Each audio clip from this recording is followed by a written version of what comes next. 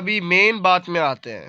पहले तो आता है थर्मल एक्सपेंशन होता है क्या है। देखो थर्मल एक्सपेंशन, तो थर्मल एक्सपेंशन क्या होता है, देखो the increase in the dimension size of a body when it is heated is called thermal expansion. Okay, the increase in the dimension और size of a body when it is heated is called thermal expansion. देखा होगा सोने के दुकान में जब गए होंगे तो जब लोहा गर्म करता है, बस सोना गर्म करता है तो सोना देखना इतना बड़ा हो जाता है, उसके और टेम्परेचर दिया तो इतना बड़ा हो जाता है, ठीक है, तो वो एक्सपांड करने लगता है, तो इसको क्या बोला जाता है, thermal expansion. So the expansion in length, अगर कोई लेंथ का एक्सपांशन हो रहा हो तो उसको बोला जाता है linear expansion. The expansion in surface area is known as superficial expansion. कोई कोई तो उसको एरिया एक्सपांशन भी बोलता है, ठीक है, तो एरिया एक्सपांशन बोल सकते हैं, नो प्रॉब्लम। जैसे कि एक क्यूब लो, क्यूब को हीट करेंगे तो ये देखना काफ़ी हीट से वो एक्सपांड होने लगेगा। The expansion of volume is known as cubical और वॉल्यूम एक्सपांशन। तो पहला तो लीनियर एक्सपांशन, एरिया एक्सपांशन और क्यूबिकल और वॉल्यूम एक्सपांशन ये पता होना चाहिए, ठीक है। तो थर्मल एक्सपांशन का मतलब क्या है, the increase in the dimension of a body when it is heated is called thermal expansion. और थर्मल एक्सपांशन कहाँ दिखा जाता है, लीनियर एक्सपांशन, सुपरफिशियल और एरिया एक्सपांशन और क्यूबिकल और वॉल्यूम एक्सपांशन, ठीक है। तो कोफिशिएंट ऑफ लीनियर एक्सपांशन अभी देखते हैं। कोफिशिएंट ऑफ लीनियर एक्सपांशन क्या होता है, देखो the coefficient of the linear expansion is defined as the increase in the length per unit original bond length per degree rise of temperature is denoted by alpha. तो इसको बोला जाता है coefficient of linear expansion. Coefficient of linear expansion जो है वो alpha से denote किया जाता है, ठीक है। एरिया के लिए बीटा और वॉल्यूम के लिए गामा। समझ में आया क्या। तो देखो कोफिशिएंट ऑफ लीनियर एक्सपांशन का वैल्यू अल्फा जो है ये कैसा किया जाता है, देखो ये होता है इन केस ऑफ, मान लो ये लीनियर एक्सपेंशन है, लीनियर एक्सपेंशन में एक समझ लिया तो बाकी सब समझ जाओगे। लीनियर एक्सपेंशन को ध्यान से सुनना। मान लो लीनियर एक्सपेंशन क्या पर होता है, लेंथ में होता है, मतलब इंक्रीज इन लेंथ ना। तो एक रॉड है जिसका लेंथ एल है, जब वो हीट किया गया तो उसका जो लेंथ है वो बढ़ के डेल्टा एल हो गया। चेंज इन लेंथ ना, तो चेंज इन लेंथ को क्या बोलते हैं, डेल्टा एल। यस, डेल्टा से डिनोट होगा डेल्टा एल। इसका मतलब जब हमने इसमें एक टेम्परेचर दिया, टेम्परेचर को कभी कभार थीटा और टेम्परेचर टी से भी डिनोट किया जाता है, तो मैं कर रहा हूँ थीटा से डिनोट, ठीक है। इसका मतलब जितना टेम्परेचर देंगे उतना लेंथ बढ़ेगा। इसका मतलब क्या है कि डेल्टा एल हाँ डेल्टा एल, जो डेल्टा एल है, delta L is directly proportional to delta theta. Okay, it's also directly proportional to length. तो इसको कंबाइन करेंगे तो delta L is directly proportional to L delta theta. अब ये proportionally sign हटेगा तो delta L is equal to constant जो आएगा वो है alpha, alpha L delta theta. अभी अल्फा को सेपरेट करेंगे तो क्या मिलेगा, delta L by L delta theta. And this is known as, alpha is known as coefficient of linear expansion. यही होगा, ठीक है, alpha is equal to delta L by L delta theta, यही होता है। तो where alpha is known as coefficient of linear expansion, linear expansion, is it clear, where alpha is known as coefficient of linear expansion। इसको define कैसे करना है, देखो alpha क्या है, कोफिशिएंट ऑफ लीनियर एक्सपेंशन। मान लो इसका डेफिनेशन पूछ लिया गया, तो coefficient of linear expansion is the, ये क्या है, ऊपर वाला हिस्सा क्या है, ratio of, define as the ratio of, ये डेल्टा एल का मतलब क्या है, change in length, change in length per unit. Divide का मतलब क्या, पर लिख सकते हो तो पर यूनिट, और ये एल क्या है, एल क्या होता है, original length, per unit original length per degree change in temperature. Theta क्या है, change in temperature per unit, ये भी क्या है, per unit change in temperature. This is known as coefficient of linear expansion. इतना ही प्रूव करना था, ओके, समझ में आएगा। तो इसको यदि हमारा डेफिनेशन पूछा गया, so thus the coefficient of linear expansion denoted by alpha and coefficient of linear expansion is defined as the ratio of the change in length per unit original length per degree rise in temperature, per degree rise in temperature। ये क्या है, degree क्या है, temperature. तो ठीक है, इसी प्रकार हम एरिया एक्सपांशन का वैल्यू भी फाइंड कर सकते हैं। Coefficient of linear area expansion कुछ करने की ज़रूरत नहीं है, एक फिगर बनाना है स्क्वायर करके, इसका एरिया ए है, जब उसको हीट दिया गया, तो जब उसको हीट लगाया गया, डेल्टा थीटा लगाया गया, तो ए से चेंज इन एरिया क्या हो, डेल्टा एरिया, डेल्टा ए होगा, ठीक है। तो देयरफॉर इसका मतलब क्या है, delta A is directly proportional to delta theta is also directly proportional to original length A. इसको कंबाइन करेंगे तो delta A is directly proportional to A delta theta. So therefore delta A is equal to coefficient, इसका जो coefficient है of area expansion इसको लिखा जाता है बीटा से, beta A delta theta. So therefore beta को सेपरेट करेंगे तो delta L by delta A delta theta, यही तो है कोफिशिएंट ऑफ एरिया एक्सपांशन, यही तो प्रूव करना था। तो मान लो इसके यूनिट पूछा गया, अभी इसके यूनिट क्या होता है, एरिया और एरिया कैंसिल, एरिया का यूनिट क्या होता है मीटर, इसका भी मीटर, तो metre metre cancel, delta theta का मतलब क्या है टेम्परेचर, सो 1/T, 1/T को क्या लिख सकते हैं, सॉरी टेम्परेचर है, टेम्परेचर का ऐसा यूनिट केल्विन, 1/केल्विन, इसको केल्विन इनवर्स लिख सकते हैं, और डिग्री सेंटीग्रेड इनवर्स इसको भी लिख सकते हैं, नो प्रॉब्लम, ओके। सिमिलरली अभी volume coefficient of volume expansion का भी फाइंड करेंगे। कोफिशिएंट ऑफ वॉल्यूम एक्सपांशन इसको डिनोट किया जाता है गामा से, alpha beta gamma. Alpha is linear expansion, beta is coefficient of area expansion and gamma is known as coefficient of volume expansion. मान लो ये क्यूब है,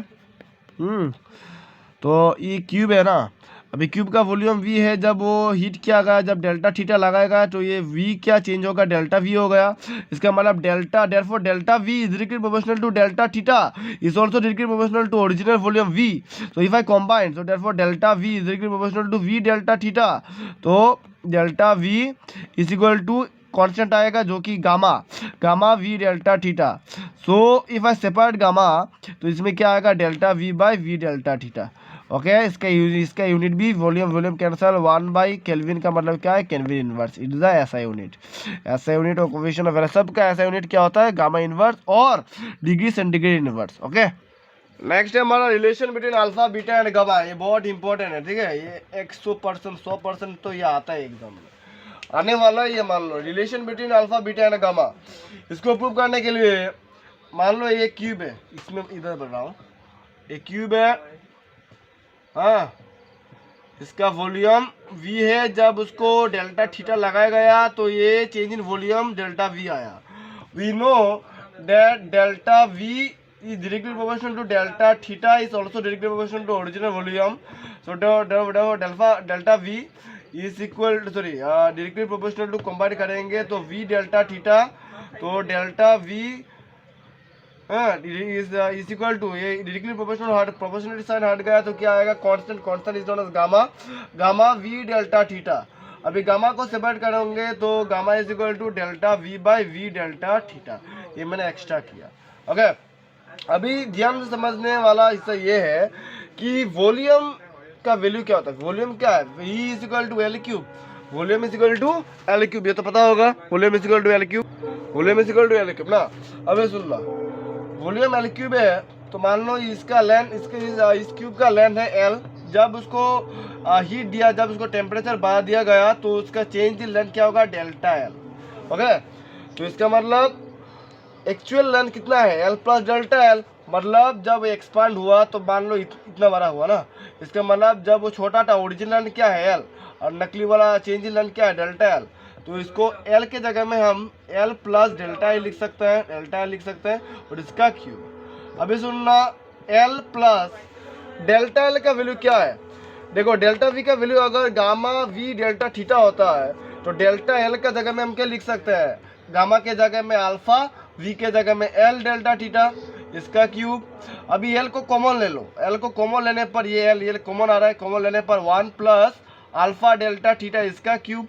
अभी क्यूब का फॉर्मूला पढ़ा होगा तो पता होना चाहिए कि इसमें एक क्यूब लगेगा, 1 क्यूब प्लस थ्राइस ऑफ ए का स्क्वायर, मतलब 1 का square into alpha delta theta plus thrice into 1, अभी क्या होगा इसका 1 इंटू अल्फा का स्क्वायर डेल्टा थीटा का भी स्क्वायर प्लस अल्फा का भी क्यूब डेल्टा थीटा का भी क्यूब, ये तो फॉर्मूला होता है। अच्छा, is equal to L into, अभी सुनना, अभी इसमें मज़ेदार बात यह है कि ये रिलेशन फाइंड करने के लिए हमें ये कंसीडर करना होगा कि अल्फा स्क्वायर, अल्फा जो है, अल्फा का जो वैल्यू है वो alpha is nearly equal to 1, ये कंसीडर करना पड़ेगा। Alpha is nearly equal to 1, so therefore alpha square alpha cube को हम नेगलेक्ट कर सकते हैं. So therefore we can write that alpha square ये alpha square alpha cube is nearly equal to 1. If it is equal to 1, इसको neglect करेंगे तो बचा क्या, इसमें 1 का 1 रहेगा plus 3 into alpha delta theta, 3 into alpha delta theta, 3 into alpha square को नेगलेक्ट, अल्फा क्यूब का भी नेगलेक्ट. तो क्या बचा ये.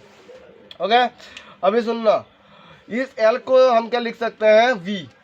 क्या लिख देंगे, वी. इसको वी को मान लिया वी डैश, और इसको एल के जगह में हम क्या लिख दिए, वी. ठीक है, एल के जगह में क्या लिख दिया, वी. अभी सुनना, हमें क्या पता है कि गामा का वैल्यू क्या है, वी डेल्टा थीटा. तो डेल्टा वी का वैल्यू क्या है, डेल्टा वी का मतलब चेंज इन वॉल्यूम, इसका मतलब V dash minus V. Change in volume V minus V मतलब डेल्टा वी डैश माना मैंने, V dash minus V divided by V delta theta is equal to ये क्या है, गामा. अच्छा अभी वैल्यू पुट कर दो, वी डैश का वैल्यू क्या है, वी मल्टीप्लाई करो, V one V plus 3 alpha delta theta, और ये वी से मल्टीप्लाई किया तो वी आया, माइनस क्या है, V divided by V delta theta. अभी ये plus V minus V cancel, इसमें V cancel, delta theta cancel, क्या बचा 3 alpha. So therefore we know that ये अल्फा गामा है. So therefore gamma is equal to 3 alpha. यदि gamma 3 alpha का बराबर होता है तो similarly we can prove, similarly beta का वैल्यू क्या होगा, 2 alpha. So therefore gamma is equal to 3 alpha, beta is equal to 2 alpha. तो अल्फा का वैल्यू क्या होना चाहिए, इसको मान लो अल्फा का वैल्यू, तो इसको अल्फा सेपरेट करेंगे, तो इसको अल्फा सेपरेट करने पर क्या आएगा, गामा बाई 3, और इसमें अल्फा सेपरेट करेंगे तो क्या निकल के आएगा, ये बीटा ये आ रहा 2 नीचे चला जाएगा. तो therefore alpha is equal to gamma by 3 is also equal to beta by 2.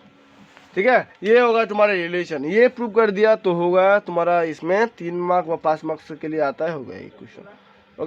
तो वो बहुत इंपॉर्टेंट है, मैं फिर से बता रहा हूँ, ये बहुत इंपॉर्टेंट है, ये आएगा.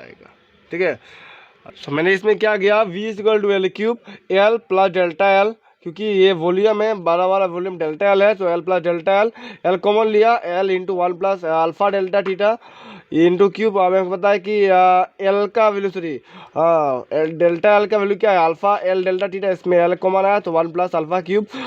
हमें शो करना है कि अल्फा क्यूब और alpha square is nearly equal to 1. तो ये अल्फा स्क्वायर अल्फा क्यूब इतना पार्ट नेगलेक्ट होगा, क्या बचा 1 प्लस 3 अल्फा डेल्टा थीटा. तो इसको क्या करेंगे, गामा के वैल्यू में बैठाएंगे. वी डेल्टा वी क्या होता है, V minus V, V dash minus V. So V dash का वैल्यू वी वन जा V plus 3 alpha delta theta V, ये पुट किया, माइनस क्या रहा V is equal to gamma. So इसमें delta theta delta cancel, V cancel, minus V plus V cancel, क्या रहेगा 3 alpha. So therefore gamma is equal to 3 alpha. इसलिए if gamma is equal to 3 alpha, similarly we can prove that beta is equal to also equal to 2 alpha.